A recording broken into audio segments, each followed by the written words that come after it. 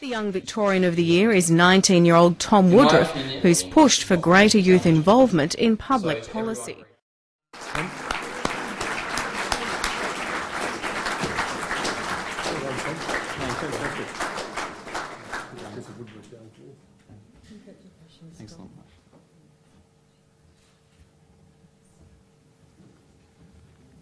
Thanks very much, and it's quite an introduction, Norman. I'd actually like to start today by acknowledging the traditional owners on the land which we gather, the Wurundjeri people, and pay my respects to their elders, past and present. I'd also like to acknowledge the Lord Mayor, Robert Doyle, the Premier's representative, Marsha Thompson.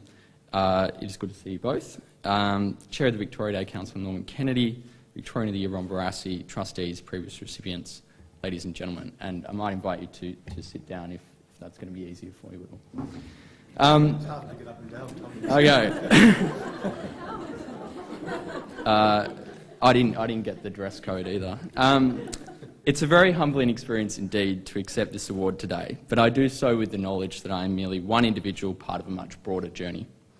A journey of young people out to make a difference. A journey of young people who believe they are not only the future, but they are today. From Cape York to Hobart, from Perth to Sydney, from the most remote communities to the inner suburbs of the cities. But this morning I would like to concentrate my remarks not so much on the individual work that I've done, namely through Left-Right Think Tank, which is all about providing a platform for young people to be involved in the development of public policy, but instead I'd like to talk a little bit about the sort of broader culture that underpins so much of youth participation in this country and indeed in this state. And picking up from Ron's theme about us being always able to do better, I'd like to provide a couple of examples of how I think that can perhaps be fine-tuned. Ladies and gentlemen, most Australians would probably think young people have a voice. There are certainly more opportunities than ever for young people to be involved in their communities. But in my opinion, the key to meaningful youth participation isn't corporate junkets and government consultations, but it is through young people standing up themselves and deciding to contribute. Ironically, in 1985 there was something called International Youth Year, but since then Australia to some extent has been increasingly driven by a bit of a culture of tokenism when it comes to youth participation. That year, young people went from being teenagers and adults participating in society to somewhat of a social category of their own until they turned 25.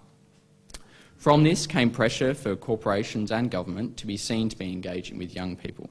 But the result was not always necessarily meaningful participation. Instead, in my view, there have been a number of tokenistic programs that have popped up everywhere, sometimes designed to tick off flashy corporate social responsibility strategies, and other times to fill glossy pages of annual reports with young, smiling faces. Some, but not all, have delivered genuine dividends. And to some extent, and this sort of goes to, I guess, the reasoning behind left-right, young people have gone from being legitimate participants in contemporary debates to a group that to some extent is now treated as a group that needs these special programs. This means that whilst their categorisation as young people has led to more opportunities, it has somewhat drowned out their participation at the big table by creating a sort of a culture of waiting your turn at the little table. The thing to keep in mind for all of us here today is that the effectiveness of youth participation and engagement isn't measured by the number of people reached in these programs, nor even the level to which they necessarily are, but it is measured by the extent to which their involvement can drive and influence change. Young people should be valued as everyday citizens and given opportunities to participate in meaningful ways. And whilst there is a burden of responsibility on all of us to ensure the opportunities are meaningful, there is a similar burden on the young people to show their involvement is worthy and actually producing some dividend.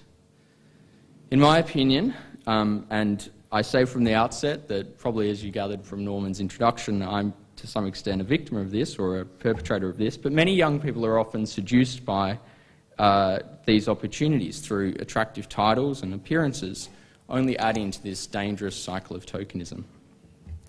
Young people today can be on their local youth council or even on an advisory board to the banks, believe it or not.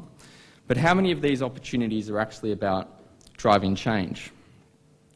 I'm not arguing that young people should come to the table without qualification, though, far from it. Indeed, there are many examples of this where it's probably gone too far, like an 11-year-old who was elected mayor in a town in Texas. He was too old to vote, sorry, he was too young to vote, but he was old enough to be mayor. But I guess it does probably make you wonder whether 11-year-olds might perhaps be suited to handing out these awards here today. Rob's the right length. So ladies and gentlemen, in my opinion, the culture of youth participation is a bit over the road and in dire need of a service. On one hand, there are meaningful opportunities that should be encouraged. Young people running for their local council, starting organisations and businesses, or even just running a local recycling campaign. And on the other, there are those that are seen as encouraging young people, which are sometimes more about corporate self-interest or satisfying a checkbox in a CSR strategy. In other words, those that result in no change whatsoever through the involvement of young people. In the year ahead, as the Young Victorian of the Year, I hope to not just simply encourage more young people to be involved in their communities. Many can't because of the dual pressures of study and work. Instead, I hope to refocus youth engagement away from government and business necessarily, and towards them supporting young people discovering their passions and creating change in their own ways. I believe young people are the most powerful catalyst for change in society, whether it is in the way their school runs or in the direction their country is taking. Creating meaningful opportunities for them to discover those passions and to support them in driving change is the challenge for all of us, and something I hope to change in the year ahead.